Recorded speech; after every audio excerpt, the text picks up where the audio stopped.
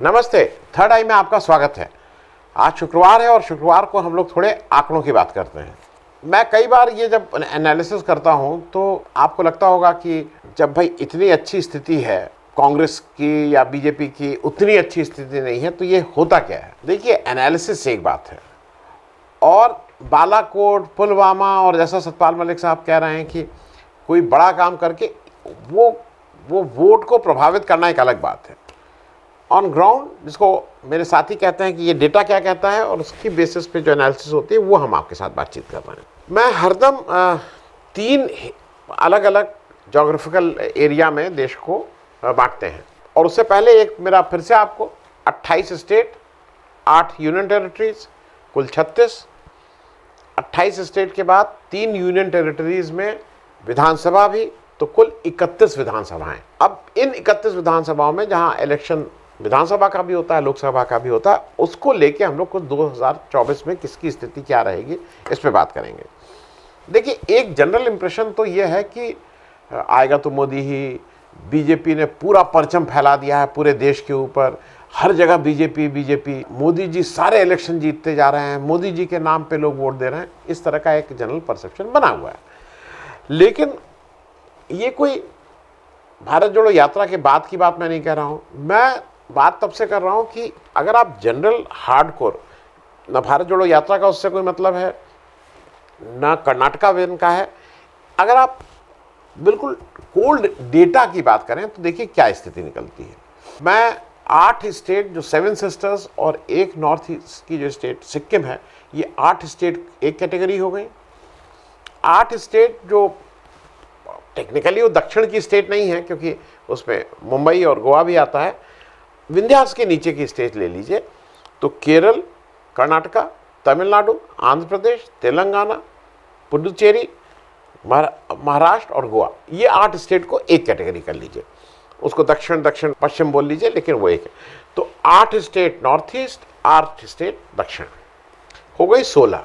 अब आपके पास बची 15 स्टेट।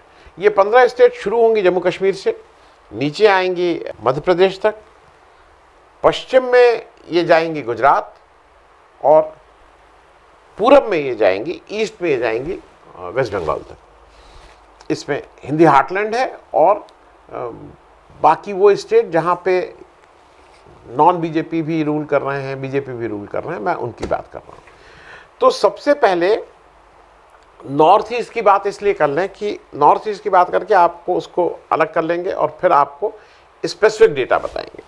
नॉर्थ ईस्ट में कुल 8 स्टेट हैं। उन 8 स्टेट, अच्छा, मैंने जो आज आपके साथ डेटा हम लोग वो कर रहे हैं, लास्ट असेंबली इलेक्शन यहाँ जिस भी स्टेट में जो हुआ था, कहीं पे 2017 में हुआ, कहीं 18 में, अरे 2017 में तो दोबारा हो गया। 18 वाले इलेक्शंस अभी जहाँ नहीं हुए हैं, वो 18 का लास्ट इलेक्शन, फिर 18, 19, 20, 21, 22 में जहाँ इलेक्शन हुआ, जहाँ पे भी लास्ट असेंबली इलेक्शन हुआ है, मैंने वो डेटा लिया है। आज वहाँ क्या स्थिति है वो मैं नहीं बोल रहा हूँ। वहाँ इलेक्टोरेट्स ने, वोटर ने क्या मैंडेट दिया था उसकी बात कर रहे हैं। उसके बाद आपने तोड़ फोड़ करके ईडी सीबीआई करके इधर उधर कर लिया, वो अलग है, लेकिन वो भी ज़्यादा स्टेट में नहीं हुआ है, लेकिन फिर भी वो अलग है।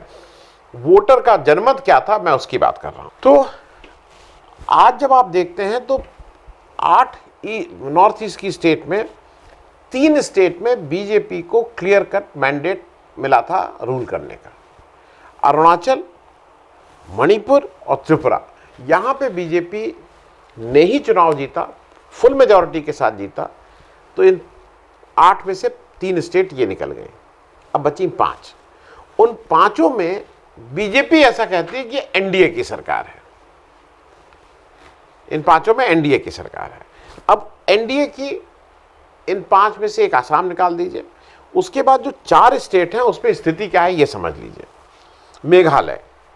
मेघालय में बीजेपी कहती है एनडीए की सरकार है, लेकिन जब इलेक्शन हुआ था 2023 में, पिछले साल ही, इसी साल ही, तो बीजेपी की 2 सीटें आई थी आउट ऑफ 60 और कांग्रेस की 5 सीटें आई थी। मैं एनडीए की सरकार है, बीजेपी की लेकिन 2 ही सीट। फिर मिजोरम आ जाइए।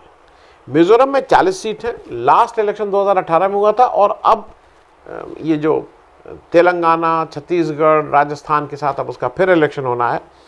वहाँ पे बीजेपी की लास्ट इलेक्शन में एक सीट है, एक। कांग्रेस की 5 सीटें आई थी, लेकिन सरकार वो बोलते हैं एनडीए की है। 2 स्टेट हो गई। तीसरी स्टेट है नागालैंड।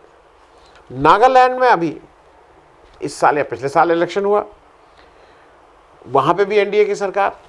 वहाँ पे बीजेपी के 12 एमएलए, कांग्रेस के 0। और एक स्टेट सिक्किम है जहाँ पे फिर वो कहते हैं एनडीए की सरकार, लेकिन ओरिजिनल जो मैंडेट जनमत था उसमें बीजेपी 0, कांग्रेस 0। ये स्थिति नॉर्थ ईस्ट की थी। और नॉर्थ ईस्ट की इन स्टेट्स में कुल एमपी की सीट्स 25 हैं, 25 सीट हैं। तो जब आप डिटेल एनालिसिस करते हैं तो मेरे हिसाब से इन नॉर्थ ईस्ट की स्टेट को इसलिए एक किनारे रख के हम लोग बात करें कि उन 8 स्टेट का मिलके अगर 25 आ रहे हैं, 3 सीट्स पर स्टेट, उतना यहाँ पे बहुत सारी जो हम लोग अब स्टेट की बात करेंगे जब नॉर्थ और उसके आएंगे तो उनमें ज़्यादातर जगह कहीं 25 seat, 26 seat, 28 seat, 29 seat, 40 seat, 42 seat, 48 seat, 80 seat, इस तरह की बातें हैं। तो इससे कोई major, what I am trying to say is कि इससे कोई मेजर इंपैक्ट नहीं है। 25 में 14 सीटें बीजेपी की थी पिछले इलेक्शन में भी, 25 में 14 भी अब रहेंगी क्योंकि वहाँ रीजनल पार्टीज भी हैं। अब आ जाइए दूसरा, जो दक्षिण की बात है। दक्षिण में अब मैंने वो टेबल बना दिया है जिससे आपको समझ में आसानी रहे। दक्षिण में कुल 8 राज्यों में 2 जगह एनडीए की सरकार है, गोवा में और पुदुचेरी में बीजेपी की सरकार नहीं है। 3 जगह ये जो विपक्षी गठबंधन इंडिया है उसकी सरकार है। 2 जगह एनडीए, 3 जगह इंडिया, केरला, तमिलनाडु, महाराष्ट्र, ये इंडिया वाली सरकार है। 1 जगह कर्नाटका में कांग्रेस की सरकार है, एब्सोल्यूट मेजॉरिटी कांग्रेस की सरकार है। तेलंगाना और आंध्र प्रदेश को मैं नॉन अलाइंड मान के ये मान रहा हूं कि वहां ना इंडिया है ना इंडिया, ये नॉन अलाइंड है। जो सरकार सेंटर में, ज़्यादातर ऐसा ही होता है, जो सरकार सेंटर में रहेगी। हालांकि तेलंगाना के बीआरएस जो पार्टी है, चंद्रशेखर साहब बहुत इंडिकेशन दे रहे हैं कि अंतोगत्वा वो शायद इंडिया में ही इलेक्शन लड़ेंगे 2024 का। उससे पहले तो कांग्रेस से वो 2-2 हाथ उनको स्टेट इलेक्शन में करने ही है। अब मेन मुद्दे पे आ जाएं, जो असली, जो नॉर्थ इंडिया है और नॉर्थ वेस्ट ईस्ट इंडिया। यहाँ पे मैंने 15 स्टेट और यूनियन टेरिटरीज आपको दिखा दी हैं। उनमें से एनडीए की सरकार, ओरिजिनल मैंडेट जो मिला था वो केवल 3 जगह एनडीए को मिला था और 3 ही जगह बीजेपी को मिला था। 3 जगह एनडीए, 3 जगह बीजेपी। एनडीए को कहाँ कहाँ मिला था? जम्मू कश्मीर, मैं ये मान रहा हूँ कि 2014 के बाद चूंकि पहली सरकार इन्होंने पीडीपी के साथ बनाई थी तो एनडीए ही को उसको मान रहे हैं। हरियाणा में एनडीए की ही सरकार है दुष्यंत चौटाला के साथ। और बिहार में भी हालांकि अब एनडीए के नहीं, लेकिन ओरिजिनल जो मैंडेट मिला था वो एनडीए को मिला था। तो 3 स्टेट है, बिहार जहां अब एनडीए की सरकार नहीं है, हरियाणा और जम्मू कश्मीर, ये 3 एनडीए के पक्ष में थे। इसके अलावा 5 इंडिया है, विपक्षी है। कौन कौन सी 5 स्टेट? पंजाब, दिल्ली, मध्य प्रदेश। ओरिजिनल जनमत की बात कर रहा हूं। ओरिजिनल जनमत पंजाब आम आदमी पार्टी, दिल्ली आम आदमी पार्टी।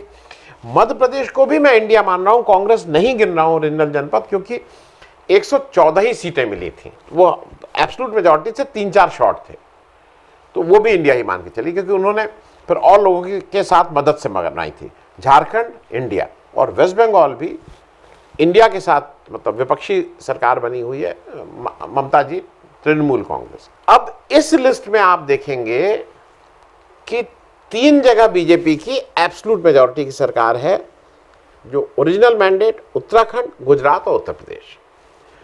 और आज की तारीख में इस 15 वाली लिस्ट में 3 जगह कांग्रेस की भी सरकार है, हिमाचल प्रदेश, राजस्थान और छत्तीसगढ़। कांग्रेस की मैंडेट जनमत कांग्रेस को मिला और कांग्रेस की सरकार चल भी रही है। तो अगर आप वैसे देखिए तो 15 वाले में 3 में बीजेपी को एब्सोल्यूट मेजॉरिटी, 3 में कांग्रेस को मेजॉरिटी, 3 में एनडीए को मेजॉरिटी, 5 में इंडिया को मेजॉरिटी। स्थिति यही हुई ना। और दक्षिण में बीजेपी की कहीं मेजॉरिटी नहीं, कांग्रेस की जगह मेजॉरिटी। इस सिनेरियो में मैंने इसको क्यों किया और मैंने सबसे लास्ट में नॉर्थ का किया। जो यूपी से 80 सीटें आती हैं, 3 जगह रूल कर रहे हैं, उत्तराखंड, गुजरात और यूपी, जहां पे उनकी एब्सोल्यूट मेजॉरिटी की सरकार है। यूपी में जो 80 में से उनकी पिछली बार 62 प्लस 2 अपना दल 64 आई थी, और आज की तारीख में वो शायद 65 या 66 हो गई हैं, क्योंकि आजमगढ़ उन्होंने सपा से छीनी और रामपुर सपा से छीनी।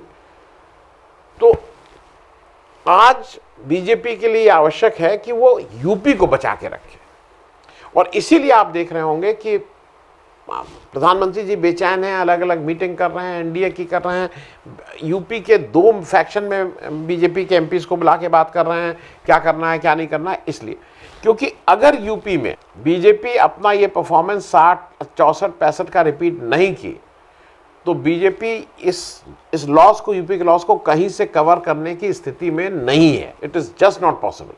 और ये बात मैं इसलिए कह रहा हूं कि आज की तारीख में अगर ईमानदारी से देखें तो माहौल भले ही बन गया हो कि माहौल बना है विपक्ष, लेकिन ग्राउंड पे अभी उत्तर प्रदेश में केवल बीजेपी नजर आ रही है। विपक्ष इंडिया आज की तारीख में नजर नहीं आ रहा है। अब कहने को भाई कुछ लोगों को बुरा लगता है, अखिलेश जी के जो और सपा के जो चाहने वाले हैं वो फिर मुझे ट्रोल वोल करते हैं। उनको लगता है कि नहीं आप लड़ना यहाँ पे अखिलेश यादव जी को है, वही चेहरा है, वही सबसे बड़ी पार्टी है, उन्हीं के नेतृत्व में बाकी लोगों को लामबंद होना है। लेकिन अभी तक अब वो लोग कहते हैं वो स्ट्रैटेजी है, और आप जानते नहीं हैं वो अंदर से बैठ के वो स्ट्रैटेजी बना रहे हैं, वो बहुत ही एकदम से आएंगे जब चुनाव होगा। वो सारी चीज़ें ठीक है, लेकिन मैं आज बात कर रहा हूँ जो एक नॉर्मल आदमी को खुले में क्या दिखाई दे रहा है। BJP is already running.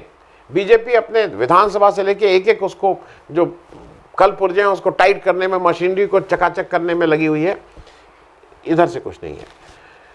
Sapa में मैंने जैसा बताया, बसपा में मायावती जी मतलब वो किसके साथ जाएंगी, वो थोड़ा उनको बहुत रिलायबल पार्टनर नहीं माना जाता है। कांग्रेस अनफॉर्चुनेटली क्या है कि कांग्रेस में कुछ नहीं हो रहा है। कांग्रेस का माहौल खूब है, लोग कांग्रेस का बात कर रहे हैं, लेकिन कांग्रेस की इनफाइटिंग बहुत है। इनफाइटिंग ये है कि कांग्रेस का यहाँ कोई लीडर ही नहीं है। प्रियंका जी को यहाँ की कमान सौंपी गई थी।